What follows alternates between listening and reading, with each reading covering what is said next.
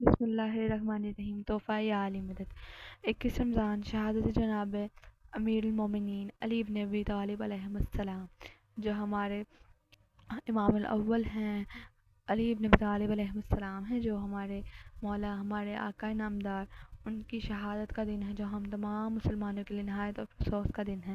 اسی لیے آج کی ویڈیو کا ٹاپک صرف مولا کے مصائب پر ہے۔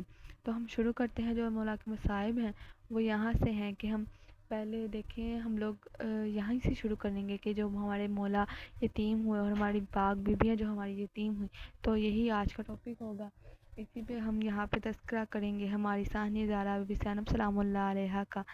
بی بی زینب سلام اللہ علیہا اپنے بابا سے کیا سوال و جواب کرتی ہیں، وہ نہایت مصائب ہیں۔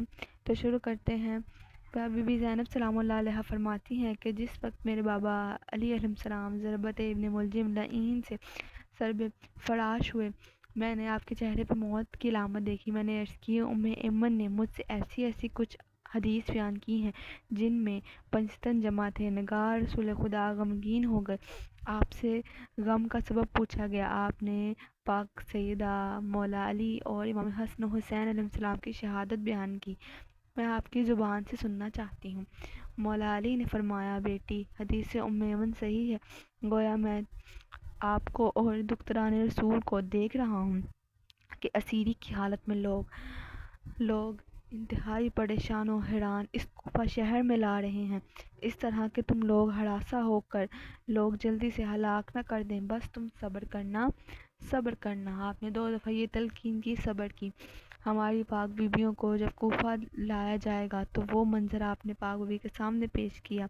مولا علی نے پھر فرمایا، بیٹی، صبر و استقامت کا مظاہرہ کرنا۔ اس خدا کی قسم جس نے دانے کو شگافتہ کیا اور انسان کی تخلیق کی، ان ایام میں تمام روئے زمین پر تمہارے سوا اور تمہارے دوستوں اور شیعوں کے سوا کوئی بھی ولی خدا نہیں ہوگا۔ رسول خدا نے مجھے ایسی ہی خبر دی تھی اور فرمایا تھا کہ اس وقت جتنے ابلیس ہیں اپنے بچوں اور مددگاروں کے ساتھ تمام روئے زمین پر گھومتے رہیں گے، اور ابلیس ان سے کہے گا، اے شیطانوں کے گروہ، میں نے آدم کا بدلہ ان کے بیٹوں سے لے لیا۔ ان کی ہلاکت میں بڑی کوششیں کی، اب محنت کر کے لوگوں کو ان کے بارے میں شک و تردید میں مبتلا کرو اور لوگوں کو ان کی دشمنی پر ابھارتے رہو۔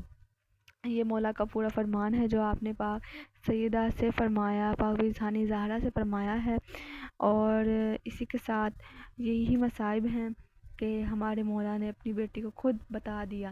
اور اسی کے ساتھ آپ کی جب 21ویں رات تھی، تب اس وقت پاک بی بی جو ہماری ہیں وہ حجرے جناب امیر المومنین میں آئیں اور ملاقات کی مشتاق تھی کہ اپنے بابا سے ملنے۔ آپ آ کے بیٹھی ہیں اپنے بابا کے سرہانے۔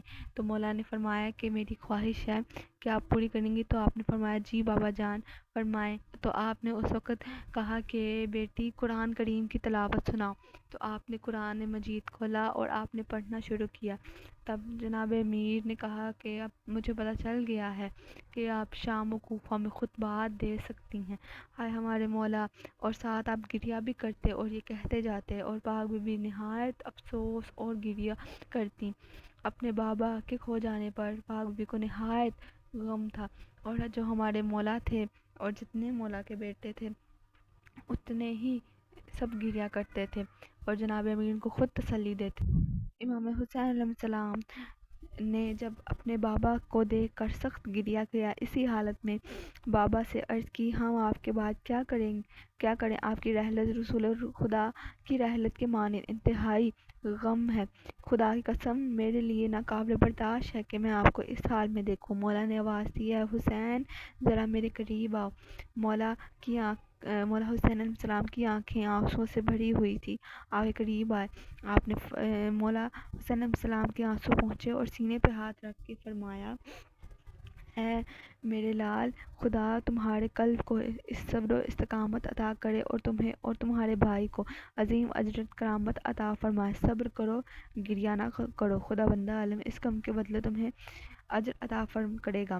اس کے بعد دوسرے فرزندوں نے بھی آپ کے سرہانے حاضری دی اور روئے۔ امام سب کو صبر کی تلقین کرتے رہے، کبھی کبھی تو خود بھی بے اختیار گریہ کرنے لگتے۔ اور اسی طرح جو جناب امیر نے